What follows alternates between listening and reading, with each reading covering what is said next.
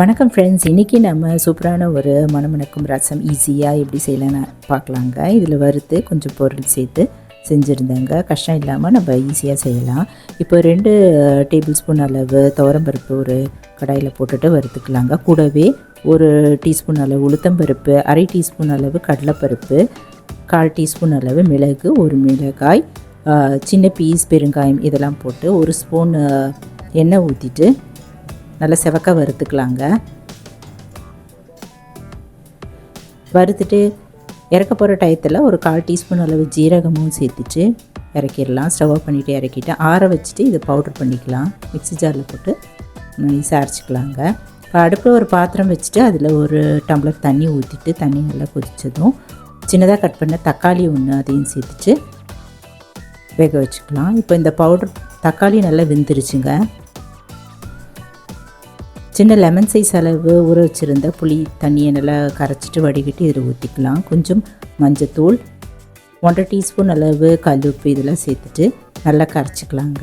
நல்லா கொதிக்க வச்சுக்கலாம். கொதித்ததும் பவுடர் பண்ண இந்த ரசப்பொடி அதையும் இதில் சேர்த்துக்கலாங்க. வறுத்து அரைச்ச ரசப்பொடி சேர்த்துட்டு மேலும் 1 டம்ளர் அளவு தண்ணி ஊற்றி 5 நிமிஷம் போல் கொதிக்க வச்சுக்கலாம்.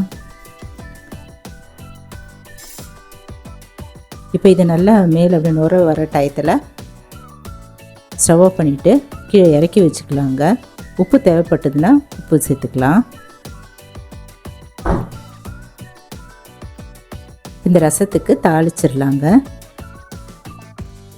தாளிக்கிற கரண்டி போட்டுட்டு அதில் கொஞ்சமாக நெய்யும் எண்ணெயும் 1/2 டீஸ்பூன் அளவு ஊற்றிட்டு 1/2 டீஸ்பூன் கடுகு போட்டு தாளிச்சிட்டு கொஞ்சம் கருவேப்பிலை ஒரு குத்து அதையும் கிளி போட்டுட்டு ரசம் மேலே ஊற்ற வேண்டியதாங்க. அருமையான ஈஸியான ரசம் தயாராகிடுச்சுங்க. லஞ்ச் ரெசிபி நீங்களும் இது போல் ட்ரை பண்ணி பாருங்கள். லஞ்சுக்கு சூடான சாதத்தில் போட்டு பிசைஞ்சு சாப்பிட்டா இவ்வளோ அருமையாக நல்லாயிருக்குங்க. பொரித்த ரசம் தயாராகிடுச்சு. இதில் நான் பருப்பு எதுவுமே சேர்க்கலைங்க. பருப்பு தண்ணியும் எதுவும் சேர்க்கல. நம்ம டைரெக்டாக கொஞ்சமாக பருப்பு மட்டும் வறுத்து சேர்த்துருக்கோம். அவ்வளோதான். அருமையான இந்த ரசம் ரெசிபி பொரித்த ரசம் நீங்களும் வீட்டில் ட்ரை பண்ணி பார்த்துட்டு எப்படி இருக்குன்னு சொல்லுங்கள். இந்த வீடியோ பிடிச்சதுன்னா இந்த சேனலை சப்ஸ்கிரைப் பண்ணிக்கோங்க. நிறைய வீடியோக்கள் போட இருக்கேன். தேங்க்ஸ் ஃபார் வாட்சிங். நன்றி, வணக்கம். நம்ம அடுத்த வீடியோவில் பார்க்கலாம். நன்றி, வணக்கம்.